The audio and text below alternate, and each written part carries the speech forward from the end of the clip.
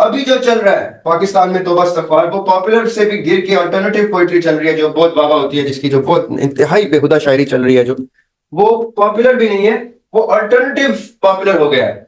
वो हराम शायरी है, वो शायरी ही नहीं है बाय द वे, वो सिर्फ हराम एक्टिविटी है।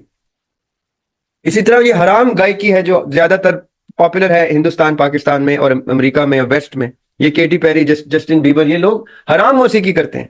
आर्ट के स्कूल्स एग्जिस्ट करते हैं जो उसूलियात बताते हैं आर्ट्स की। जैसे ही वो स्कूल उसूलियात की पूरी किताबें उंडेल देते हैं अपने स्टूडेंट्स में, और उन स्टूडेंट्स को समझ आना शुरू हो जाती है कि ट्रू जेन्युइन आर्ट क्या होता है, पॉपुलर आर्ट किसे कहते हैं, और अल्टरनेटिव आर्ट किसे कहते हैं। ये तीन चीजें आ गई, हम सारी चीजें आगे चल के पढ़ेंगे, ये सब कुछ पढ़ेंगे कि नज़्म क्या होती है, गजल क्या होती है। दूसरी टाइप होती है पॉपुलर आर्ट। हर दौर में जेन्युइन ट्रू आर्ट एग्जिस्ट करेगा, हर दौर में पॉपुलर आर्ट एग्जिस्ट करेगा। हर दो सबसे पहला मीटर, जब तक आप ये सारा कुछ सीख नहीं लेते कि ये सारा कुछ क्या होता है, जब तक आपको उस चीज के नोटेशन नहीं पता कि कहाँ क्या चीज ठीक है गलत है, तब तक आपने सेफर बेट क्या खेलनी है कि genuine true art, true music को आइडेंटिफाई करना है।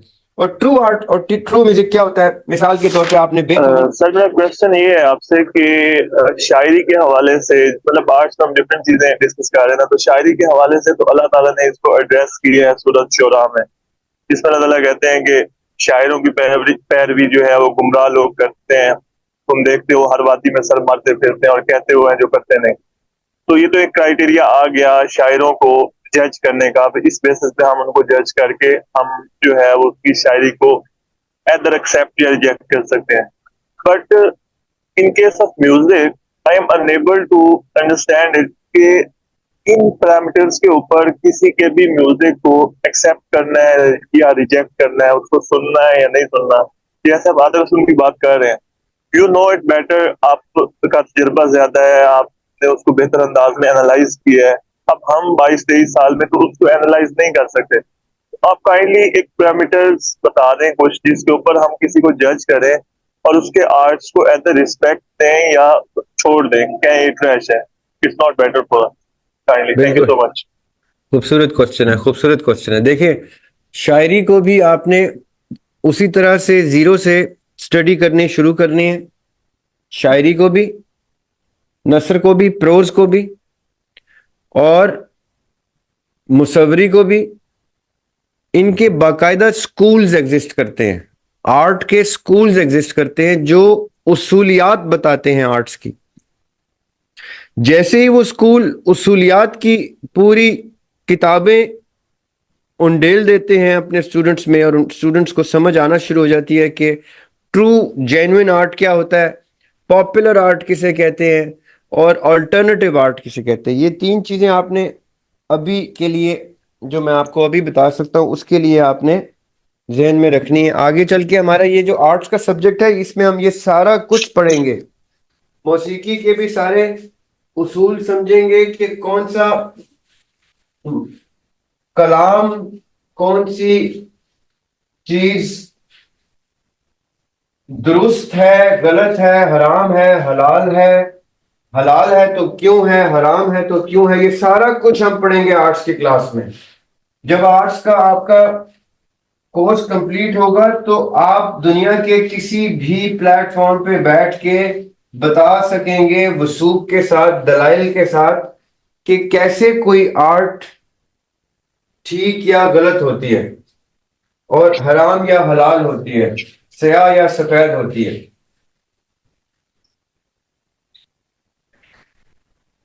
आर्ट की बेसिक तीन किस्में होती हैं।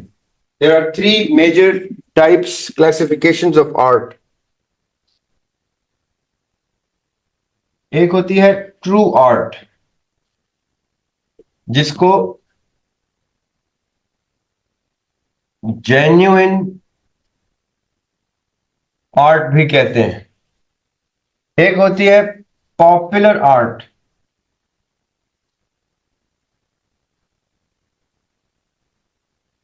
और एक इन दोनों के बीच में होती है जिसको कहते हैं ऑल्टरनेटिव।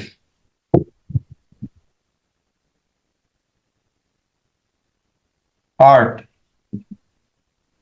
मिसाल के तौर पे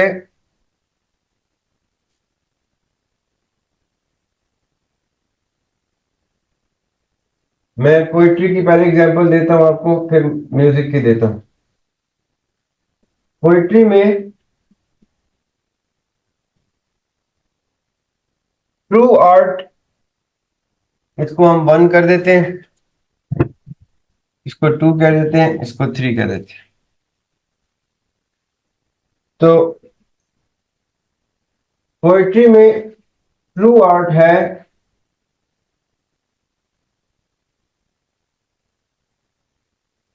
नज्म, गजल, रुबाई, कथा वगैरह वगैरह। जो जो चीजें असातिज़ा बाकायदा उसूलों के साथ बयान कर गए हैं कि नज्म किसे कहते हैं, गजल किसे कहते हैं, रुबाई किसे कहते हैं, कथा किसे कहते हैं, मुसद्दस किसे कहते हैं, ये चीजें असातिज़ा बयान कर गए। ये हम सारी चीजें आगे चल के पढ़ेंगे, ये सब कुछ पढ़ेंगे कि नज्म क्या होती है, गजल क्या होती है। दूसरी टाइप होती है पॉपुलर आर्ट। पॉपुलर आर्ट में पोइट्री में आ जाते हैं गीत, जैसे दिल दिल पाकिस्तान, जान जान पाकिस्तान, ये एक गीत है। नगमा,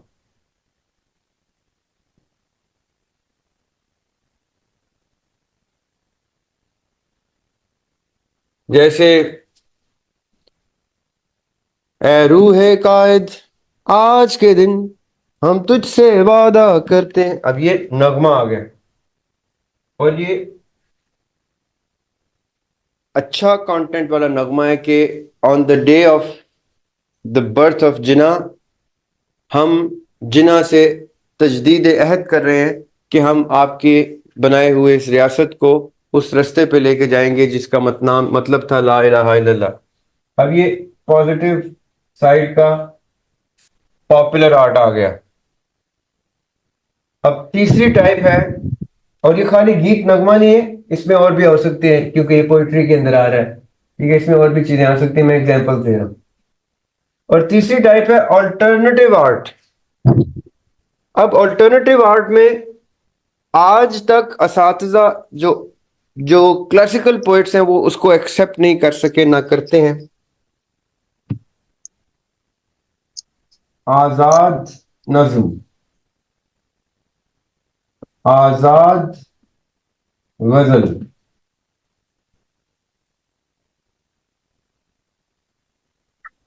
इस नज्म की एक बंदगी है, एक कैद है। इस गजल की एक, जैसे मैंने अभी गजल में कहा कि एक रदीफ होती है, एक काफिया होता है, एक बहर होती है, ये कैद है, ये वो हदूदो कयूद हैं जो उसको करेक्ट एंड करेक्ट करते हैं। ऑल्टरनेटिव आर्ट में ये कैद निकाल दी गई है रिसेंट टाइम्स में, इंग्लिश में भी। इंग्लिश में इसको कहते हैं प्रोज पोएम, और इंग्लिश में भी इसके बारे में शदीद रद्द अमल है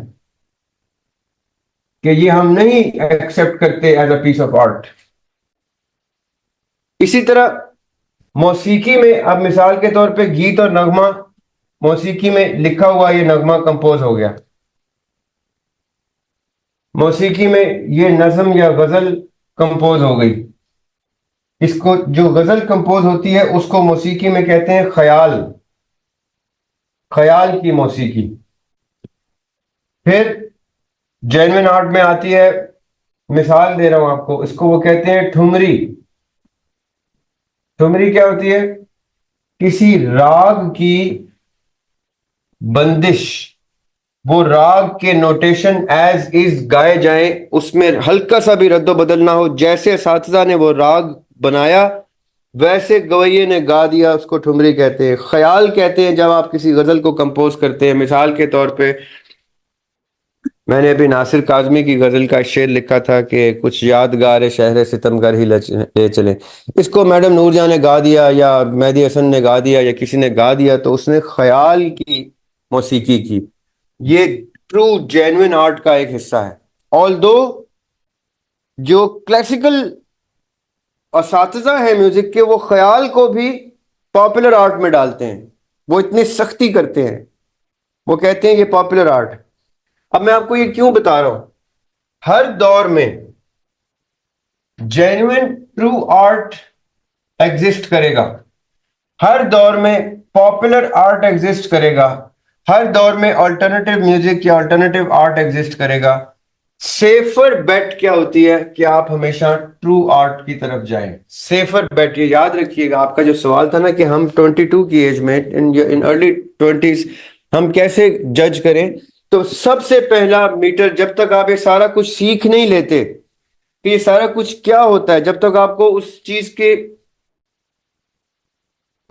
नोटेशन नहीं पता कि कहाँ क्या चीज ठीक है या गलत है, तब तक आपने सेफर बेट क्या खेलनी है कि genuine true art, true music को आइडेंटिफाई करना है। और ट्रू आर्ट और ट्रू म्यूजिक क्या होता है, मिसाल के तौर पे आपने बेथोवन को सुना जब, या सेबेस्टियन बाख को सुना आपने, या मोजार्ट को सुना आपने, और उनकी लेगेसी को मेंटेन करते हुए अभी क्लासिकल, वेस्टर्न क्लासिकल म्यूजिक चल रहा है, जो ऑर्केस्ट्रल म्यूजिक होता है, वो सिम्फनीज बजा रहे होते हैं। इसी तरह हमारे देसी म्यूजिक में उस्ताद घरानों के लोग राग छेड़ रहे होते हैं। ये ट्रू म्यूजिक होता है, जेन्युइन म्यूजिक होता है। माइकल जैक्सन पॉपुलर आर्टिस्ट है, केटी पेरी पॉपुलर आर्टिस्ट है, जस्टिन बीबर पॉपुलर आर्टिस्ट है, बीटीएस पॉपुलर आर्टिस्ट है। और फिर पैरेलल में एक्सट्रीम हार्ड कोर मेटल, जो हार्ड मेटल रॉक होता है, वो अल्टरनेटिव म्यूजिक होता है, जिसको ये लोग बिल्कुल भी आर्ट नहीं कहते, ये भी नहीं कहते। ये सिर्फ इसलिए कह देते हैं क्योंकि ये खुद गलत है तो इनको अपने साथ जोड़ लेते हैं। असल में इनको भी पता है कि ये गलत है, और इनको भी पता है कि ये खुद गलत है।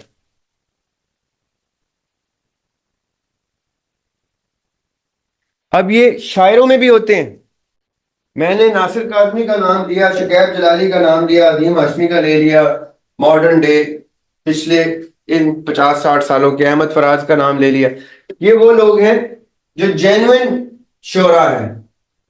इनके पीछे और जाएं, असातिज़ा में इकबाल की सूरत में, या गालिब की सूरत में, वली दकनी की सूरत में, नून मीम राशिद की सूरत में, या मीर दत्त की सूरत में, तो ये असातिज़ा of true art, genuine art है। अभी जो चल रहा है पाकिस्तान में तौबा इस्तग़फ़ार, वो पॉपुलर से भी गिर के अल्टरनेटिव पोइट्री चल रही है, जो बहुत वाबा होती है, जिसकी जो बहुत इंतहाई बेहुदा शायरी चल रही है, जो वो पॉपुलर भी नहीं है, वो अल्टरनेटिव पॉपुलर हो गया है। वो हराम शायरी है, वो शायरी ही नहीं है बाय द वे, वो सिर्फ हराम एक्टिविटी है। इसी तरह ये हराम गायकी है जो ज्यादातर पॉपुलर है हिंदुस्तान, पाकिस्तान में और अमेरिका में और वेस्ट में। ये केटी पेरी, जस्टिन बीबर, ये लोग हराम मौसीकी करते हैं। इसलिए आपने इस सफर को आगे चले, ये क्लासेस जब आगे चलेंगी, आपको ये सारी चीजें बाकायदा तौर पे सिखाई जाएंगी। आपको नोटेशन का कॉन्सेप्ट बताया जाएगा। नोटेशन क्या होती है, सुर क्या होता है, राग क्या होता है, राग किस ठाठ से निकलता है, ठाठ किसे कहते हैं, वेस्टर्न क्लासिकल मौसीकी में सिम्फनी किसे कहते हैं, उनके स्केल्स कौन से होते हैं, हार्मोनिक स्केल्स कौन से होते हैं, मेजर स्केल्स कौन से होते हैं, माइनर स्केल्स कौन से होते हैं, कोड्स किसे कहते हैं, मेलोडी किसे कहते हैं, ये सारी चीजें आपको बताई जाएंगी। उसके बाद आप खुद से आइडेंटिफाई करेंगे, आपका दिमाग आइडेंटिफाई करेगा कि अच्छा ये तो अब मुझे सुनते ही पता चल जाता है कि क्या चीज हलाल है और क्या हराम है, क्या जायज है क्या नाजायज है, क्या सही है क्या गलत है, क्या स्याह है क्या सफेद है। जब तक आपको उस चीज की समझ नहीं आएगी तब तक आप उसको सिंप्लीफाई करेंगे, सेफर बेट पे जाएंगे, असातिज़ा की शायरी समझेंगे, असातिज़ा की शायरी पढ़ेंगे, असातिज़ा की मौसीकी सुनेंगे। आप यकीन करें, असातिज़ा, मैंने कहा ना आपको कि उस्ताद वो होता है जो उस्ताद पैदा करता है। असातिज़ा की मौसीकी सुन के आप उस्ताद बन जाते हैं, सुन सुन के। असातिज़ा की शायरी पढ़ पढ़ के आप उस्ताद बन जाते हैं। असातिज़ा की प्रोज नस्र निगारी पढ़ पढ़ के आप उस्ताद बन जाते हैं। असातिज़ा की पेंटिंग्स देख देख के आप उस्ताद बन जाते हैं। आपको एग्जैक्टली वो सिखाते हैं, उनका आर्ट भी आपको सिखाता है।